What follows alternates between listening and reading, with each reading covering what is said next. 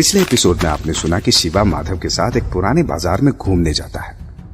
वहां शिवा का ध्यान एक ठेले वाले की तरफ जाता है जिसके ठेले पर खूब सारी भीड़ लगी होती है। शिवा और माधव के पूछने पर ठेले वाली लड़की बताती है कि वो एक ऐसी दवा बेच रही है जिससे कोई भी जवान हो सकता है। उसकी बातों में आकर माधव वो दवा खरीद लेता है, लेकिन शिवा के कहने पर जब वो उस दवा की पोटली को खोलता है तो उसको पता चलता है कि उन्हें ही ठग लिया गया है।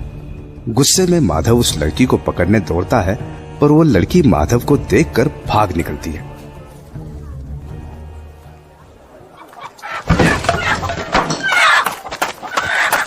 ओह, फिर बच निकली, लेकिन अपुन उसको छोड़ेगा नहीं। अपुन को चूना लगाई। ऐसे पीछा करोगे तो चुप रहो बड़े भाई, उस लड़की को तो मैं देखता हूँ, जाएगी कहाँ? गरम बुद्धि है इसकी। चलो चलो इसके पीछे, वरना खुद भी मरेगा और मुझे भी मरवाएगा। अरे रुक माधव। इधर ही गली की तरफ तो भागी थी वो, कहाँ गायब हो गई कमीनी? ये आवाजें किधर से आ रही है? ऐसा लगता है शायद उस दिशा में कुछ लोग हैं। पक्का वहीं होगी वो कमीनी, अपुन को ठगती है। एक स्वर्ण मुद्रा दिया था, मार मार के 5 लूंगा। हो रही। और इसके साथ कुछ और भी लोग हैं, पूरा गिरोह है शायद। देखो तो कैसे प्यार से उस लंबे आदमी ने उसके कंधे पर हाथ रखा है और उससे बातें कर रहा है। ये क्या सोचती है अपुन इन 4-5 गुंडों से डर जाएगा? सारे के सारों को देख लूंगा।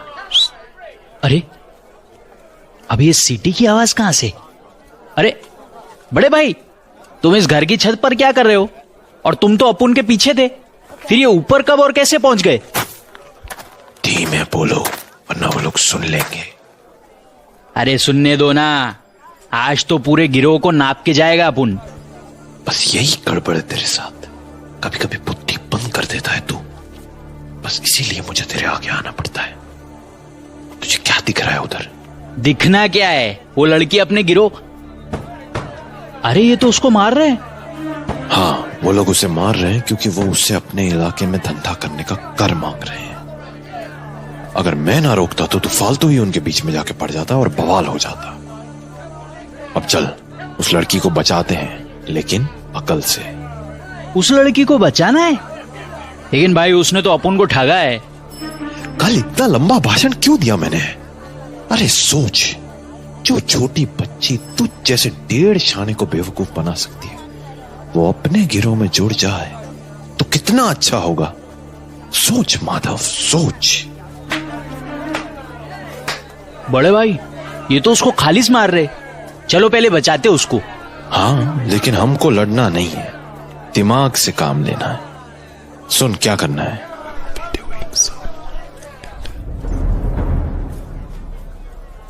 नहीं, मत मारो मुझे, मत मारो।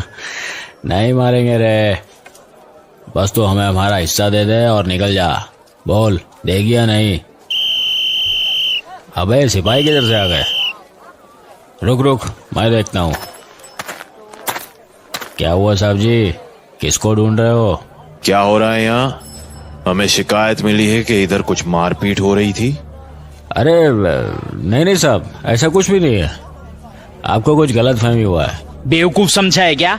देख 3 तक गिनूंगा, इस लड़की को छोड़ो और निकल लो, क्योंकि ये लड़की तो अंदर जाएगी ही जाएगी। और तुम्हें भी साथ में चलना हो तो बेशक रुक जाओ। नहीं साहब, हम जा रहे हैं, चलो लड़को। अरे ये दोनों, अरे बाप रे, ये तो वही दोनों हैं। मारी गई, आसमान से गिरी, खजूर में। रुको रुको रुको, भागो मत, हम तुम्हें नुकसान नहीं पहुंचाएंगे। तुम हम पर भरोसा कर सकती हो। मैं आपकी स्वर्ण मुद्रा वापस कर दूंगी, मुझे जाने दो। अबे गधी, अगर अपुन लोग को तेरे को कूटना ही होता तो अपुन नगर रक्षकों की सीटी बजाकर उन गुंडों को भगाते क्यों? अब चुपचाप सुन जो बड़े भाई कहना चाह रहे हैं। पहले तो तू जमीन से उठ और खड़ी हो जा। क्या नाम है तेरा? जी सलमा। सलमा। कहाँ रहती हो सलमा? जहाँ छत मिल जाए, अपना कोई नहीं है इस दुनिया में। तो ये समझ आज से हम हैं, हमारे साथ काम करेगी? बोल। सुनो, उस लड़की को हमारे हवाले कर दो। मुझे? पर मैंने क्या किया है? अरे ज्यादा होशियार मत बन, पूरे बाजार से तेरी शिकायत मिली है। चुपचाप चल हमारे साथ। सिपाही जी, आपको अवश्य कोई गलतफहमी हुई है। और तुम कौन? जी वैसे तो मैं इस नगर का एक अतिथि हूं, लेकिन आप चाहें तो मुझे मेरे असली नाम से बुला सकते हैं, माधव राव। मेरा नाम माधव राव है। हाँ, तो जैसा कि मैं आपसे कह रहा था कि ये बालक निर्दोष है। आपको जो भी शिकायतें प्राप्त हुई हैं वो सरासर गलत हैं। ये बालक तो सुबह से हम दोनों भाइयों को इस नगर का भ्रमण करवा रहा है।